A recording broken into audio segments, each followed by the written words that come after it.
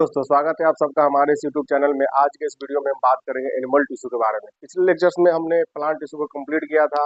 आज हम पढ़ेंगे एनिमल टिश्यू के बारे में। एनिमल्स का जो बॉडी होता है या ह्यूमन ह्यूमन बींग्स का जो बॉडी होता है वह मिलियंस ऑफ सेल से बने होते हैं। और ये मिलियंस ऑफ सेल जो है वह अलग अलग ग्रुप में ऑर्गेनाइज होते हैं और एक पार्टिकुलर टिश्यू बनाते हैं। जैसे ह्यूमन बॉडी की बात करें तो ह्यूमन के अंदर जो जितने भी मिलियंस ऑफ जो सेल होते हैं वो टोटल 4 ग्रुप में अपने आप को अरेंज करते हैं। और हर एक ग्रुप अपने आप में एक टिश्यू का फॉर्मेशन करता है। जैसे मान लीजिए कि हमारे अंदर जो 4 तरह के जो जितने भी सेल है वो अपने आप को 4 तरह के ग्रुप में अरेंज करते हैं। जैसे मान लीजिए एक तरह का एक राउंड एक मान लीजिए एक सेल है, सेल्स है, बहुत सारे राउंड, ये जो सर्कुलर सेल्स है यह मिल करके एक ग्रुप का फॉर्मेशन करेंगे। मान लीजिए जितने भी हमारे अंदर जो सर्कुलर सेल्स है वह एक ग्रुप बनाएंगे और ये ग्रुप जो है एक पार्टिकुलर तरह के टिश्यू बनाएंगे। और दूसरा मान लीजिए रेक्टेंगुलर शेप का जो सेल्स है, हमारे बॉडी के अंदर जितने भी रेक्टेंगुलर शेप का सेल्स है वो अपना एक अलग ग्रुप बनाएंगे। मान लीजिए इस तरह से वो अपना एक दूसरा ग्रुप बनाता है। एक ये दूसरा ग्रुप हो गया। मान लीजिए हमारे बॉडी में बहुत से पॉलीगोनल शेप के सेल्स हैं, वो अपना एक अलग ग्रुप बना लेंगे। मान लीजिए बहुत सारे अलग अलग शेप के हमारे अंदर सेल्स मौजूद है। और ये जो सेल का स्ट्रक्चर है ये इसके फंक्शन के अकॉर्डिंग इसका है, जो जैसा फंक्शन करता है उस शेप में अरेंज हो चुका है। ये तीसरे टाइप का हो गया। चौथा मान लीजिए ओवल शेप के ये सेल्स है, ये अपना एक ग्रुप बनाते हैं। ठीक है। और ये 4 ग्रुप में अरेंज होते हैं। ह्यूमन बॉडी में जितने भी सेल्स है ह्यूमन के अंदर वो टोटल 4 ग्रुप में अरेंज है। और हर एक ग्रुप एक टिश्यू है, टिश्यू को फॉर्मेशन करता है। जैसे मान लीजिए इसको हम इपिथेलियल टिश्यू कहते हैं। इपिथेलियल टिश्यू, ये मान लीजिए हो गया कनेक्टिव टिश्यू।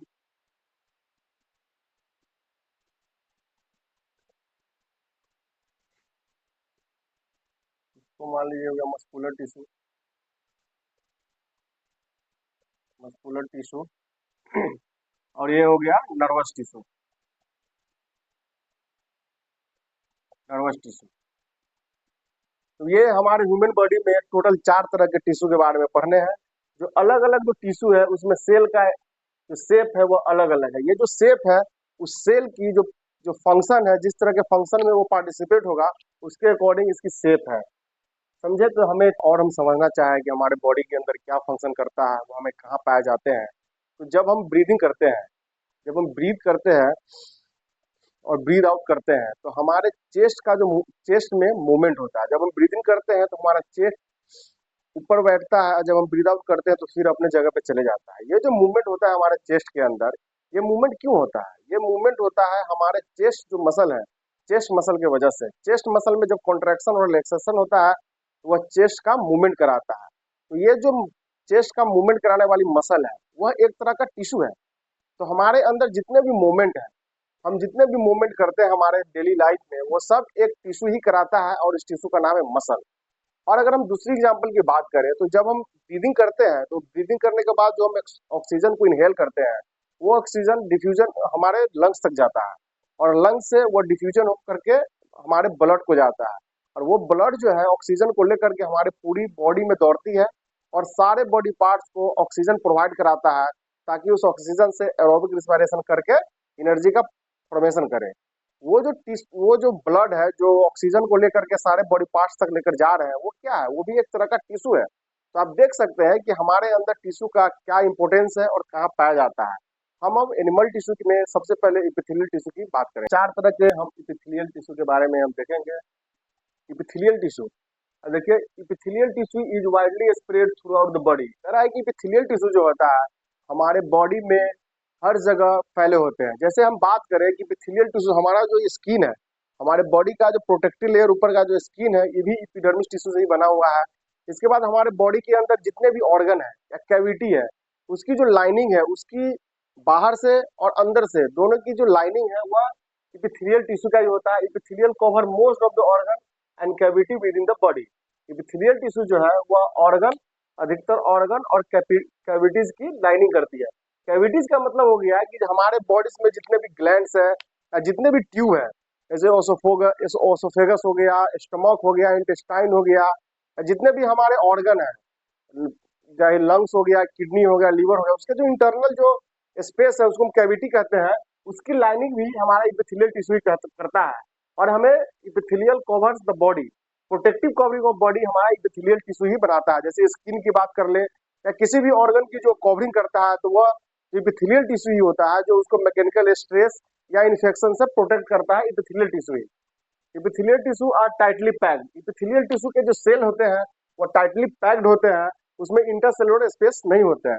इपिथेलियल टिश्यू के जो सेल होते हैं, मान लीजिए कि ये इपिथेलियल टिश्यू है, दूसरा इपिथेलियल टिश्यू है, ये आपस में कनेक्टेड होंगे, इसमें इंटरसेलुलर स्पेस नहीं होगा, एक एक लेयर ही फॉर्म करेगा।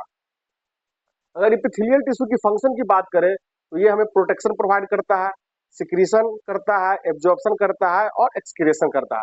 प्रोटेक्शन की बात तो आपने देख ली कि हमारा जो स्किन है एक तरह का प्रोटेक्टिव लेयर है, और ये जिस ऑर्गन को ये कवर करता है उसका प्रोटेक्शन प्रोवाइड करता है। सिक्रीशन की बात करें तो इपिथेलियल टिश्यू जो होता है, हमारे अंदर जितने भी ग्लैंड्स है, जो भी ग्लैंड्स है, उसकी जो ल्यूमेन की जो लाइनिंग होती है वो इपिथेलियल टिश्यू ही करती है। तो उसके अंदर जो हार्मोन और एंजाइम का जो सिक्रेशन होता है वह ये इपिथेलियल टिश्यू करते हैं। ये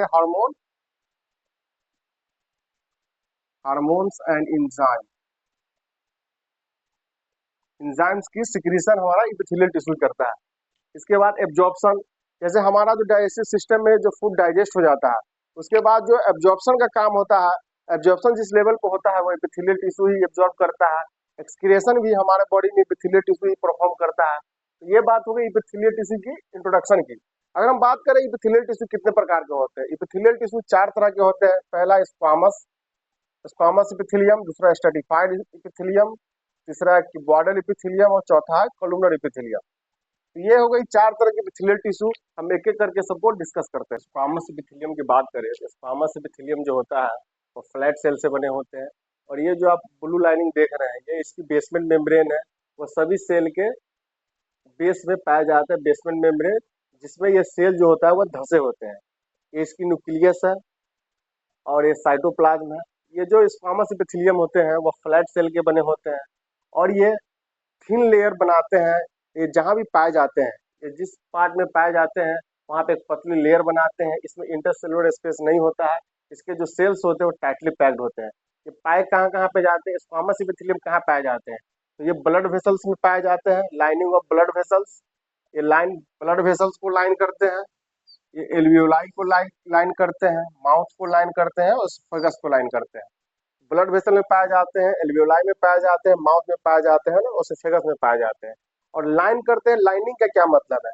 लाइनिंग का मतलब जैसे मान लीजिए ब्लड वेसल्स है, ये ब्लड वेसल्स है, इसको लाइन करने का मतलब हो गया कि यहाँ से मान लीजिए यहाँ से ब्लड ट्रेवल करती है, ये ब्लड वेसल्स में ये ब्लड इससे पास होती है। इसको लाइन करने का मतलब हुआ कि इसका जो इंटरनल स्ट्रक्चर ये है, ल्यूमेन है, इस पे जो स्क्वामस एपिथेलियम है एक सिंगल लेयर बनाती है, और इस पे इसी लेयर पे ये ब्लड ट्रेवल करती है। ये मतलब हुआ लाइन करने का। और कवरिंग का मतलब होता है कि इसको बाहर से कवर करना। कहीं पे लिखा हुआ है कवर, अगर ब्लड वेसल को लिखा रहता है कवरिंग द ब्लड वेसल, इसके आउटर सरफेस की बात कर रहे हैं, लेकिन यहाँ लिखा हुआ lining, lining the blood vessel. तो लाइनिंग का मतलब होता है जिसके लूमेन के अंदर ये लेयर बना के रखता है। ठीक है। फंक्शन की बात करें तो ये डिफ्यूजन बाउंड्री बनाता है। जाहिर सी बात है, जब ये ब्लड वेसल्स के अंदर में जब एक लेयर बनाता है तो ब्लड जो होता है, ब्लड का जो ट्रांसपोर्ट, ब्लड जो ऑक्सीजन या न्यूट्रिशन लेके जो चलती है, उसका जो जो टारगेट जो सेल्स है उसमें जाने का काम डिफ्यूजन के थ्रू ही होता है, तो डिफ्यूजन लेयर बनाती है। स्ट्रेटिफाइड स्क्वामस की बात करें, ये जो होता है वो मल्टीपल लेयर में अरेंज होता है। इसमें भी इंटरसेलुलर स्पेस नहीं होते हैं, टाइटली पैक्ड होते हैं, और ये हमारे स्किन में पाए जाते हैं। और इसका काम होता है प्रोटेक्शन प्रोवाइड करना मैकेनिकल स्ट्रेस से और माइक्रोबियल इंफेक्शन से। और क्यूबॉइडल एपिथेलियम की बात करें तो ये क्यूब लाइक सेल से बने होते हैं, ये भी सिंगल लेयर बनाता है। इसमें भी कोई इंटरसेलुलर स्पेस नहीं होता है और ये सेल्स कॉम्पैक्टली पैक्ड होते हैं। जितने भी टिश्यू आपने देखे हैं इपिथेलियल टिश्यू के, वो सभी किसी में भी इंटरसेलुलर स्पेस नहीं है और सभी के सेल टाइटली पैक्ड है। और स्ट्रेटिफाइड इपिथेलियम जो होता है वो मल्टीपल लेयर का है कि बॉर्डर इपिथेलियम, स्क्वामस इपिथेलियम और उसके बाद हम कोलुमनर इपिथेलियम देखेंगे, वो सभी सिंगल लेयर का है। और जो बॉर्डर इपिथेलियम है किडनी के ट्यूब्यूल्स में पाए जाते हैं और सेलेब्री ग्लैंड्स के डक्ट्स में पाए जाते हैं और इसका काम होता है सिक्रीशन, एब्जॉर्प्शन, प्रोटेक्शन।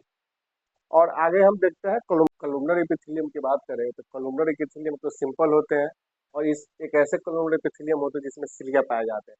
तो पहले हम सिंपल कोलुमनर एपिथेलियम की बात करें, इसकी जो स्ट्रक्चर होती है, इसमें जो सेल्स होते हैं वे लॉन्ग पिलर लाइक सेल्स होते हैं जो एक सिंगल लेयर बनाती है। इसमें भी इंटरसेलुलर स्पेस नहीं होता है, सेल्स टाइटली पैक्ड होते हैं।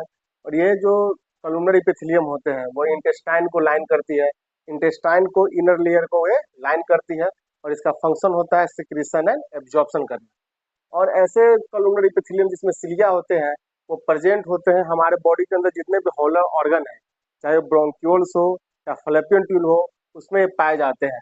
और इसका काम होता है उसके अंदर किसी पार्टिकुलर सब्सटेंस को एक पार्टिकुलर मूवमेंट प्रोवाइड करना, एक पार्टिकुलर डायरेक्शन में ले जाना। जैसे बात करें ब्रोंक्यूल्स की, तो ब्रोंक्यूल्स जो होता है लंग्स में पाया जाता है, उसके अंदर जो म्यूकस होता है वो म्यूकस का मूवमेंट एक पार्टिकुलर डायरेक्शन में कराती है।